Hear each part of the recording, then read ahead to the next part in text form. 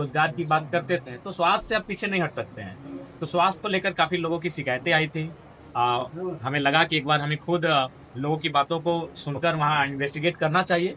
तो बकायदा हम लोग आज यहाँ पर आए हुए थे और काफी चीजें देखने को मिली जो शायद एक स्वास्थ्य के अस्पताल में इन सब चीजों को नहीं देखना चाहिए था। सबसे पहली बात, पानी की व्यवस्था नहीं, शौचालय में की ठीक से व्यवस्था नहीं है। उसके बाद दवाइयों के लिए देखें, कहीं न कहीं बाहर से मेडिकल शॉप से खरीदना पड़ता है।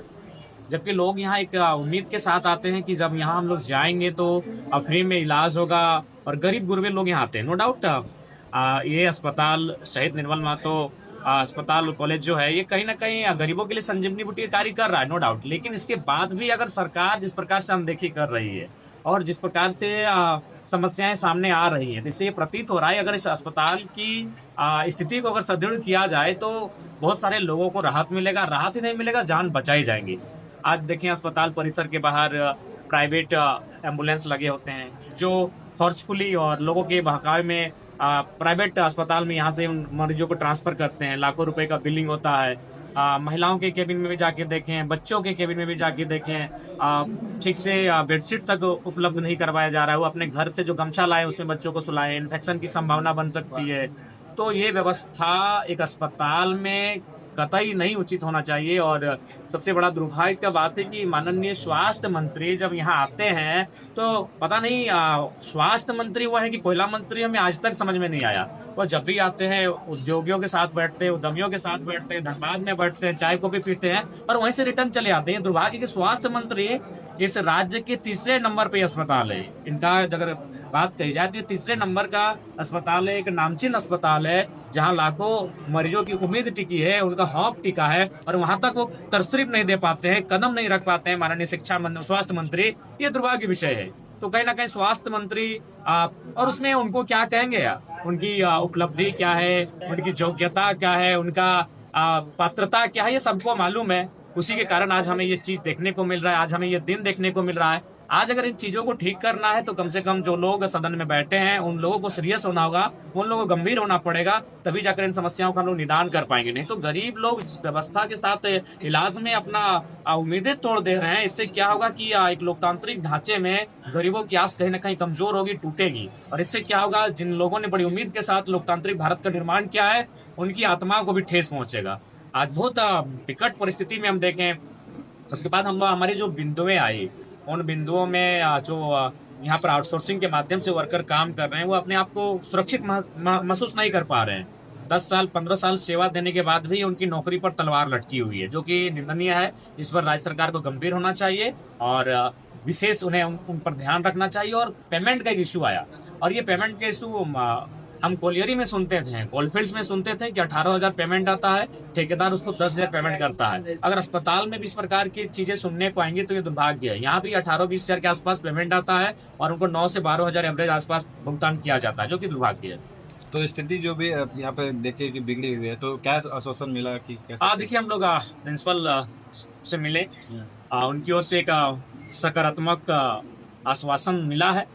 लेकिन हम लोग आश्वासन पे नहीं, काम पर फोकस करना चाहेंगे। और हम लोगों ने ये भी कहा कि ये कोई हम लोग राजनीतिक उद्देश्य से नहीं आए हैं, मानवता के उद्देश्य से आए हैं। लोगों की शिकायतें हम तक लगातार आ रहे थे और हमने ये भी कहा कि अस्पताल चूंकि एक गंभीर विषय होता है, यहाँ लोगों के उम्मीदें टिकी होती है, उनका स्वास्थ्य टिका होता है, इसलिए हमने कहा कि लगातार हम लोग का विजिट बना रहेगा और प्रिंसिपल रहे या फिर उनके जो अन्य पदाधिकारी उनसे लगातार हमारी मुलाकात होती रहेगी और इन विषय पर बातचीत लगातार बनी रहेगी। जो वार्ता के दौरान हम लोग वहाँ पे मौजूद थे, आपने जितनी बिंदुएं वहाँ पे रखा, यहाँ के जो पदाधिकारी हैं, चाहे प्रोफेसर या प्रभारी अध्यक्ष हैं, उन्होंने सारी गलतियों को सरकार पर थोपने का कोशिश दिखाया अंदर में। इसमें आपका क्या कुछ रणनीति? मैंने भी वही कहा कि अगर टाटा जमशेदपुर में अगर टाटा का यूनिट है, जमाटो में यूनिट है, तो डायरेक्ट रतन टाटा उसको नहीं देखते हैं। वो किसी को उतनी ताकत सौंप के रखे हैं जो वहाँ के समस्याएं, जो सिचुएशन उत्पन्न होती है उनका समाधान करे। तो ये मैंने उनको स्पष्ट कहा, भले आप सरकार की और हर चीज को लेकर जाएं, लेकिन आप जिस कुर्सी पर बैठे इस कुर्सी की मान मर्यादा है। आप चाहेंगे तो त्वरित समस्याओं का समाधान होगा, आप चाह नहीं रहे या फिर आप उन पे इंटरेस्ट नहीं ले रहे हैं। तो मैंने उनसे ये भी अपील किया है कि आप उन चीजों पर इंटरेस्ट लें और जो समस्याएं हम लोग आप तक संज्ञान में लेकर आए हैं, उनका समाधान करें। एक और सवाल है, पानी की व्यवस्था के लिए बात हुई है। उन्होंने कहा कि एक जगह नल की व्यवस्था की गई और 2 या 3 जगह व्यवस्था की जाएगी। एक महत्वपूर्ण और एक बेसिक जो समस्याएं हैं दादा, बेसिक जो समस्याएं हैं आपने वहाँ पे रखा, एजेंसियों को दोष दिया जा रहा है। यहाँ पे एजेंसी ठीक से काम नहीं कर रही है, पदाधिकारी भी बीच में नहीं है और सरकार भी बीच में, एजेंसियां गड़बड़ कर रही है। इस मुद्दे पर क्या करेंगे आप? एजेंसियां कहीं ना कहीं मुनाफा कमाने के लिए आती है। सरकार को एजेंसियों पर सोचना चाहिए। आज आप शिक्षा और स्वास्थ्य को यूं एजेंसियों के हाथों नहीं बेच सकते, उनको टेंडर में नहीं डाल सकते, उनको ठेकेदारी प्रथा में नहीं डाल सकते। जी, ये दुर्भाग्यपूर्ण है कि आप अस्पताल जैसे गंभीर विषय में आप अगर एजेंसियों के हाथों आप देकर बैठे हैं, जो मोटा मुनाफा लेकर वर्कर्स को अपॉइंटमेंट करते हैं, मोटा मुनाफा के साथ हर कार्य करते हैं, तो ऐसे में एजेंसियां दोषी हैं। एजेंसियां नो डाउट कटघरे में खड़ी हैं, लेकिन उन पर सरकार को गंभीर होना चाहिए, क्योंकि सरकार के अंतर्गत एजेंसियां आती हैं। सरकार को गंभीर होकर इन एजेंसियों पर कहीं न कहीं कंट्रोल, नियंत्रण रखना चाहिए। क्या लगता है कि सरकार गंभीर है स्वास्थ्य को लेकर? सरकार बिल्कुल गंभीर नहीं है। सरकार इस बात को लेकर चिंतित है कि माननीय मुख्यमंत्री का बेल कब होगा। एक व्यक्ति के पीछे वो सारी सोर्स, सारी ताकत, सारी ऊर्जा लपेट के रख दिए हैं। आज यहाँ मरीजों की स्थिति बहुत ही खस्ता हाल है। यहाँ विजिट होना चाहिए। यहाँ लगातार सरकार के जो पदाधिकारी है उनका विजिट होना चाहिए, सरकार के मंत्रियों का विजिट होना चाहिए। अगर आप अस्पताल जैसे जगहों पर विजिट नहीं करेंगे तो मेरे ख्याल से कहीं ना कहीं आप सरकार चलाने के योग्य नहीं है और आपको जनता की सुख सुविधा से कोई वास्ता भी नहीं। बन्ना गुप्ता पर क्या बोलिए? बन्ना गुप्ता जी बोले कि हम तो स्वास्थ्य क्षेत्र में काम कर रहे हैं। जी नहीं, क्या काम कर रहे हैं वो तो दिख रहा है। आप अगर ठीक है काम कर रहे हैं बन्ना गुप्ता जी, तो उनसे कहिएगा कि आप कम से कम एक फोटो तो अपलोड, एक फोटो तो दिखा सकते हैं। SNMCH का मैंने दौरा करते, विजिट करते, क्या उनके पास एक तस्वीर दिखाइए, साझा कीजिए। हम देखना चाहते हैं कि आप कब आए थे, किस तारीख को आए थे और किन मैंने जगहों पर जाकर आपने निरीक्षण किया है, किनके साथ आपने वार्तालाप किया है, किन मरीजों से आप मिले हैं, किनका सुख दुख मैंने दुख का हाल चाल लिए देखना चाहिए। आप आते हैं, आके धनबाद में बैठते हैं, कोयले पे चर्चा करते हैं, आप कैसे आपको फंडिंग मिलेगा उस पर आप चर्चा करते हैं। तो ये बेवकूफ बनाने कार्य बन्ना गुप्ता जी नहीं कर सकते हैं। कहीं ना कहीं आज स्वास्थ्य मंत्री कटघरे में, अगर हमारी स्वास्थ्य की व्यवस्था लचर है तो आपको त्यागपत्र दे देना चाहिए। सर एक और महत्वपूर्ण सवाल है, बात की है, अगर वो नहीं पूरी होंगी तो फिर आपका अगला एक्शन क्या होगा? देखिए हम लोग फिर अगला कोई रास्ता तैयार करते हैं कि एक अस्पताल हो जाता है। नो डाउट आपके मन में जो सवाल आ रहा है उस सवाल को हम समझ रहे हैं कि हम लोग का परिचय ही आंदोलन से है, लेकिन एक अस्पताल जैसा क्षेत्र सेंसिटिव होता है। यहाँ अगर हम लोग आंदोलन के लिए आते हैं तो उसके लिए एक तरीका अपनाना होगा। उन तरीकों को हमें पहले गहन चिंतन मंथन करना होगा। हम लोग कंपनियों में जाते हैं तो ज्यादा नहीं सोचते हैं। हम लोग किसी भी विषय में अगर आंदोलन करने के लिए जाते हैं तो हम लोग कुछ भी नहीं सोचते हैं, लेकिन ये अस्पताल है, यहाँ मरीजों के जीवन का सवाल है।